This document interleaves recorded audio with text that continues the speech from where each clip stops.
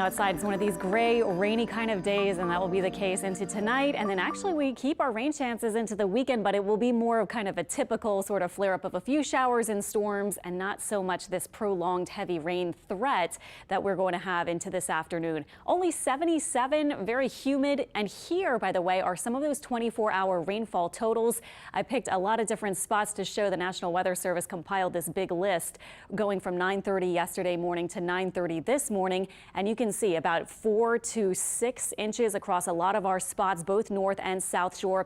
Here are a few more, ranging from Thibodaux near 4 inches, Berg about 3 inches, Chalmette near 4, Araby a little over 4, and other spots, Mandeville and Slidell about 3 plus, and over toward Mississippi about 3 to 4 inches. Carrier, Mississippi saying almost 3. So our flash flood watch continues today, partly because we got all that rain, and we have the potential, as I was saying, for maybe another 2 to 4 inches, not necessarily widespread, but certainly at least an inch or two for a lot of us with the scattered rain that we have going.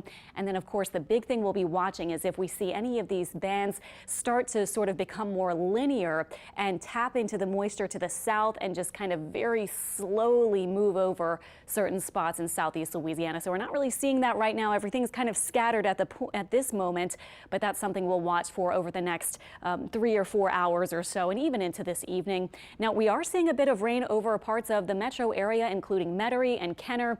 We're looking at some of the scattered rain across some of our farther south coastal areas, and we do still have a few of these downpours north of the lake, and that flash flood warning is for those streets that we saw.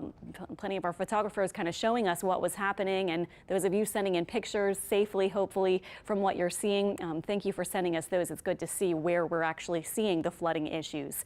Satellite and radar imagery is showing a lot of the moisture displaced now off to the east. I also wanted to touch quickly on the river flood forecast for our North Shore rivers. We know when we get big downpours like we had last night, often these rivers start to rise, and they are pretty much all rising or starting to rise. The one with the highest flood forecast right now is the Tchefuncte. This one, of course, usually swings way up and then way down. It looks like it may start falling as soon as tomorrow, but it is forecast to reach moderate to almost major flooding. So you'll see that level certainly come up today and tonight.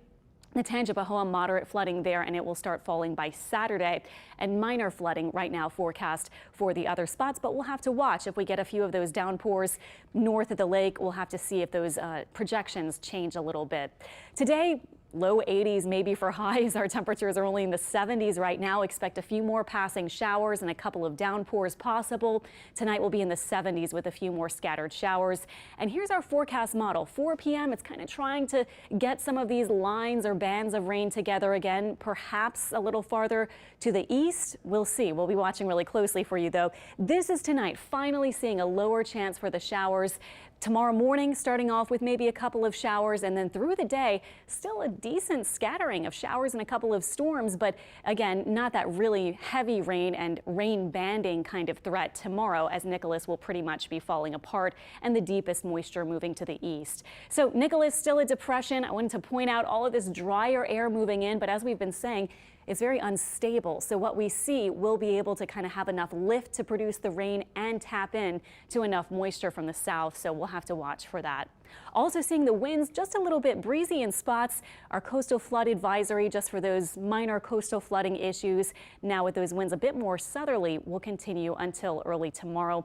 And just to point out, our tropical outlook does have a couple of spots that might soon develop. This one might bring some high surf to parts of the East Coast later in the week, and we will see the next names Odette and then Peter. So that might be happening soon, but no imminent threats for our area at this point in the next week or so, and hopefully plus. Our 7-day forecast shows that return to a little bit more regular pattern with the scattered storms in the afternoons, mostly for the weekend.